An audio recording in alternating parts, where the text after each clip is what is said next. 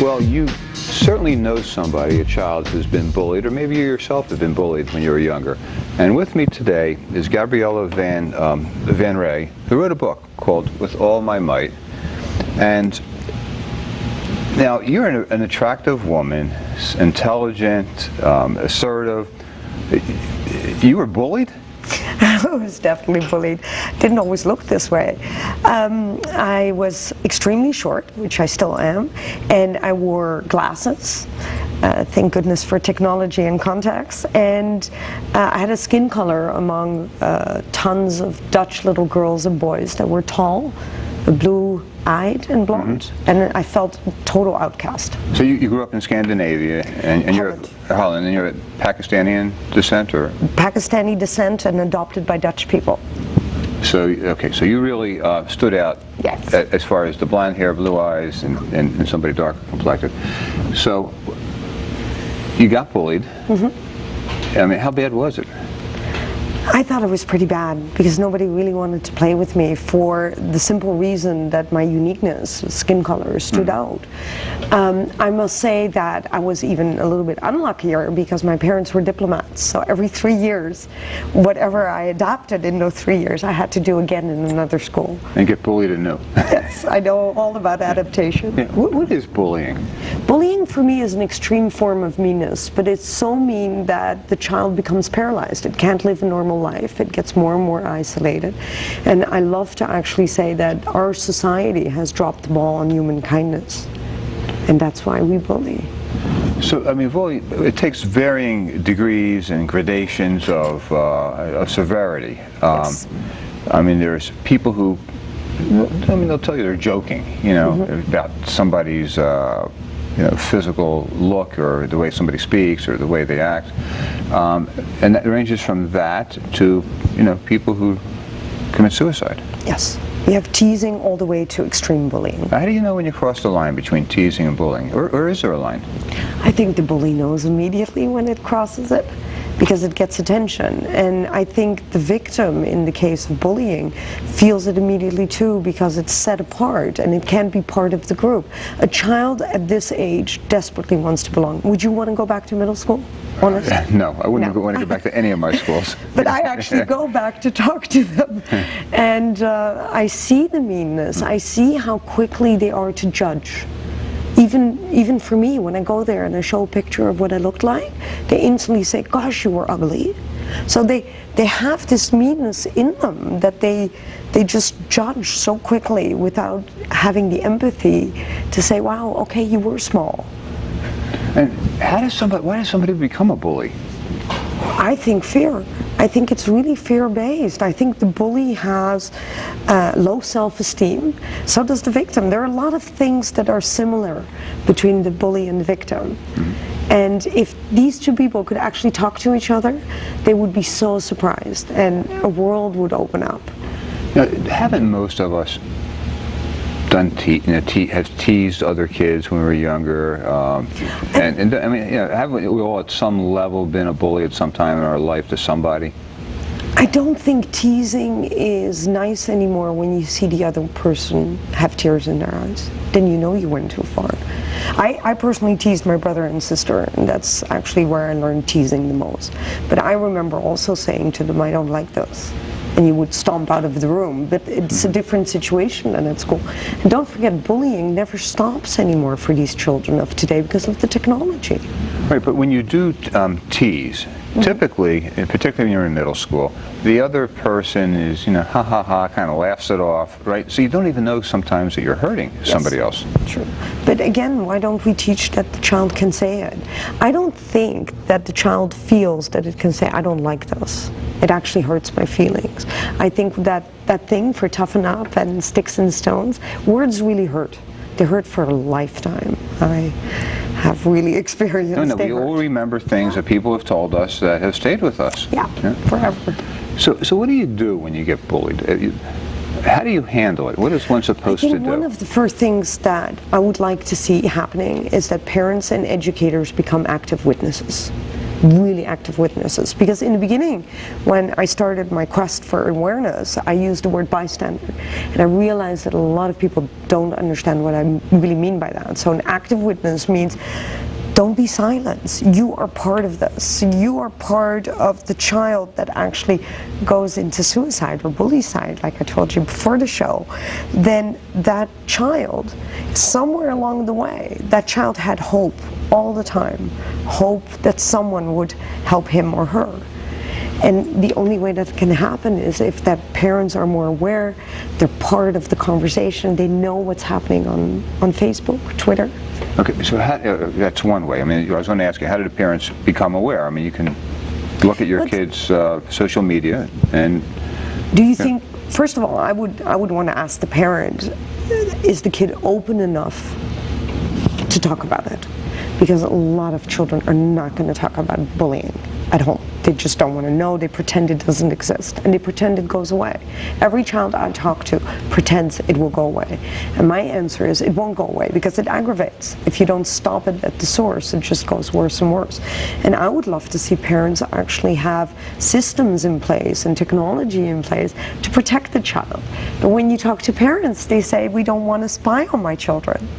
And I don't call it spying. I call it putting in a system in place on the cell phones, on their laptops, that have just those keywords, the incredibly mean words, or the words that say, you're not worth it, I think you should kill yourself, those warning words that are out there. And if a parent would know, and it's so anonymous, you don't even know who the other child is. Yeah, I mean, you're talking about middle school as being, probably the worst ages for this type of behavior, and I have, many middle school kids, and a lot of this happens not on social media, where there's no documentation, where one, typically girls, I'm sorry to say, I agree, says to another, oh, look at that slut. And then all of a sudden, there's a reputation established, and then there's some isolation going on. Mm-hmm. So how do you protect against that? I would almost want to teach the victim to take another attitude. I would like to teach the group to not use all these words, because the funny part is when you talk to these girls, the mean girls, they don't like to be called bad words either. They know how much it hurts. So either they've been victimized before, or something at the home is not totally kosher and straightforward for them either. And because when you ask children in schools, why is the bully doing this? They all answer there's a big problem. But there's a big problem on both sides. Because if I feel insecure, about my gawky teenager look, then I come to school with a total different attitude.